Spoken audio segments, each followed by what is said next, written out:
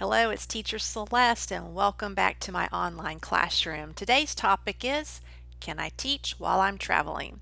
The simple answer to that is yes. Yes, you can.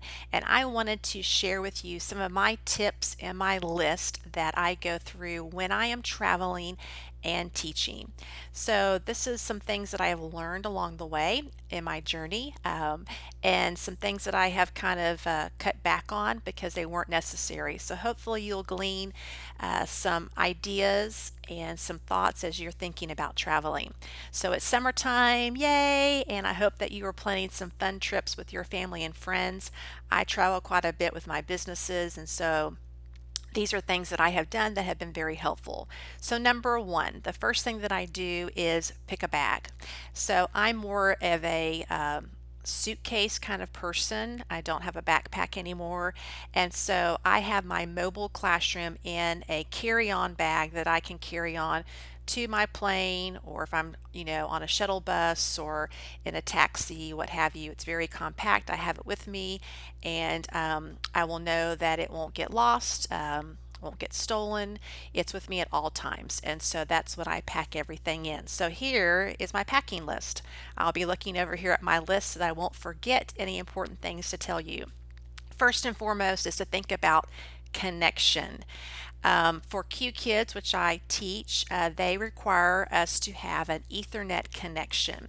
And so last year I learned the very hard way that all hotels, not all resorts, not all Airbnbs or cabins have an Ethernet connection in the room. I was shocked.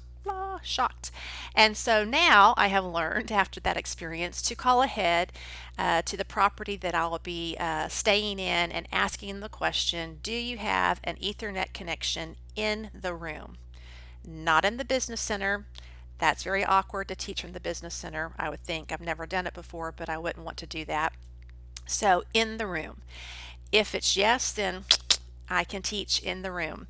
So last week I was traveling. I knew the hotel that I was staying in. They had an Ethernet connection, so therefore I did not worry about being able to teach. Then I also stayed in my mother's home because I went to care for her in a different state, and I packed my Ethernet cord that I picked up at Walmart.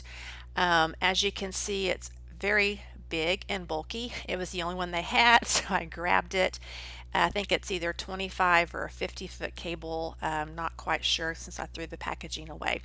But it's what they had, so I picked it up and I was able to connect it from my MacBook Pro using a adapter that I use to the Ethernet capability in the hotel room, and then when I was at her house to the router box in her home.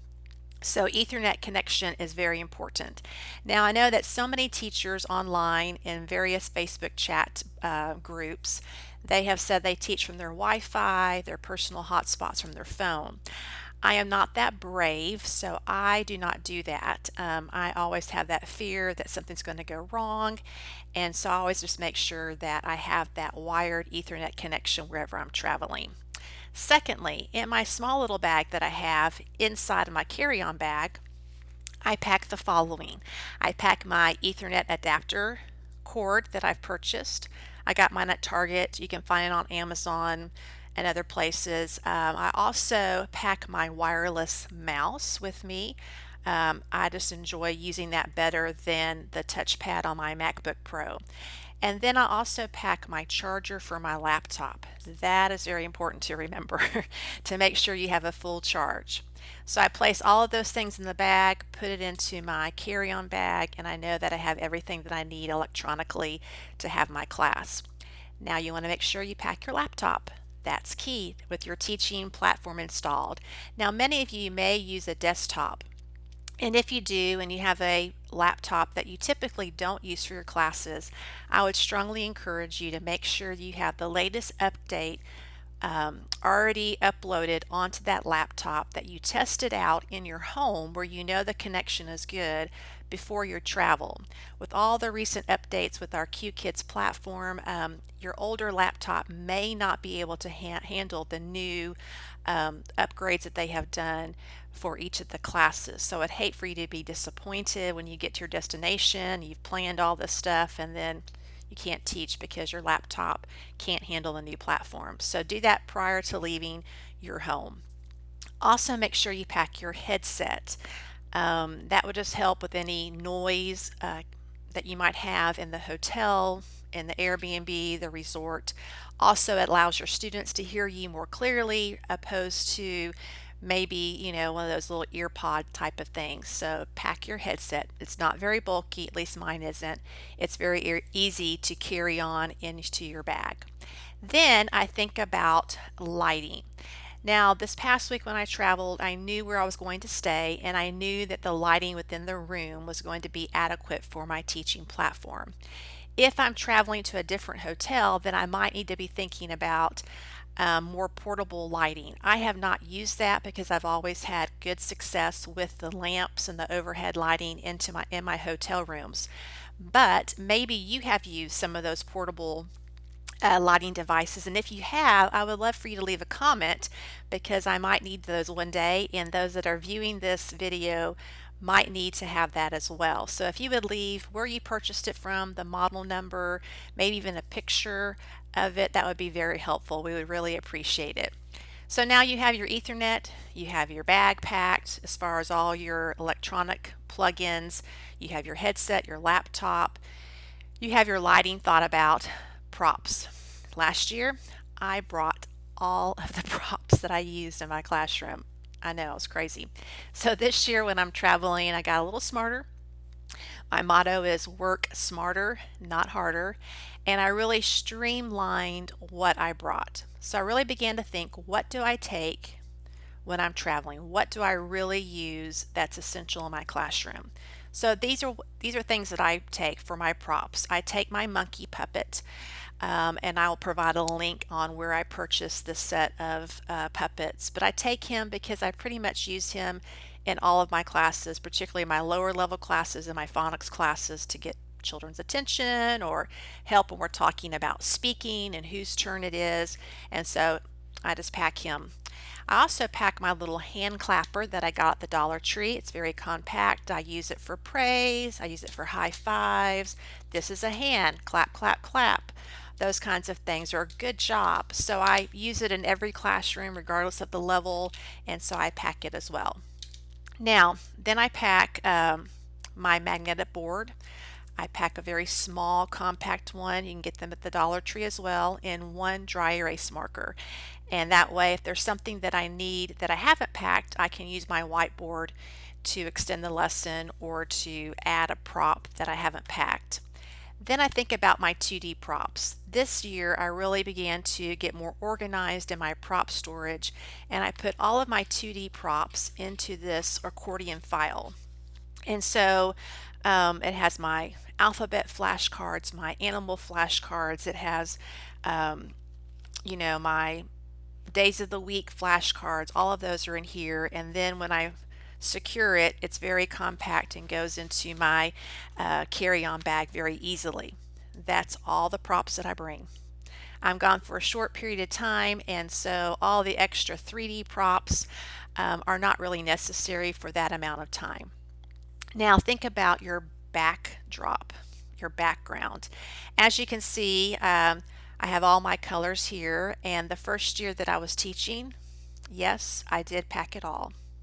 I was crazy. I wasn't thinking of how much time it would take to put up and how much time it would take to take down and traveling. So this year I got smarter and I just carried one piece of my background, and that is the words colors. And that way, if we're talking about colors, I have them all right there. We can talk about them. I don't need all the individual pieces behind me.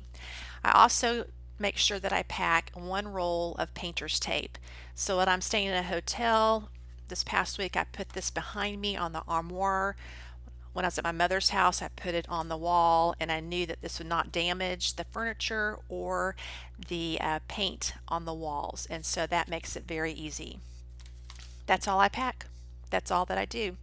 Now, one thing I do that I haven't mentioned yet is when I arrive to my destination, whether it's a hotel, a resort, or my mother's house, I always check my ping levels the night before.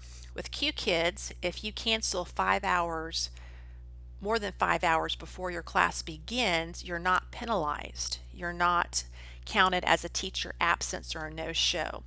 And so I always arrive early enough to be able to check those pings. So when I get to the hotel, I plug everything in. That's the first thing that I check before I go eat, before I unpack, before I take a shower, whatever. That's the first thing that I do. The same thing when I arrive to a family member's home or to resort. I do all of those things before I do anything else. That way, if my ping levels do not meet the qualifications or specifications, I should say, of Q Kids, then I can notify them ahead of time and not be penalized and not be missing out on some bonuses through performance or my attendance bonus. So you might want to do that when you arrive. Also, if I've arrived to a destination and I was unaware of their weather, like I traveled to Atlanta a few months ago and it was going to be really stormy and I didn't know how the internet connection was going to work in that particular hotel, I went ahead and notified them saying I'm traveling, didn't know it was going to storm. I'm not quite sure how the internet for my hotel will work, so I need to cancel my classes. And they were fine with that, was not penalized at all.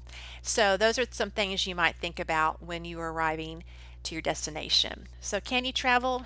Yes. Can you still teach? Yes. They go great together. So hopefully these are some great ideas that you can use when you're traveling and give you kind of a packing checklist to make sure that you don't forget anything that you are needing to teach. I hope you have a great summer. I hope you enjoy whatever you have planned with your family and friends. And if you are not teaching online and would like to, make sure you check out my referral code to Q Kids, and also I have my email address. That way, if you have questions that you would like to ask before you begin the application process, I hope that you would take the time to shoot me an email. I would love to help you through the application process and help mentor you even through your first few classes to help you feel more comfortable. Be honored to do that. So make sure you shoot me an email below. And if you have any other ideas that you use when you're traveling and teaching online, please comment below. I would love to learn from you, and I would love for my subscribers to be able to also glean from all of our experiences. Until next time, happy teaching.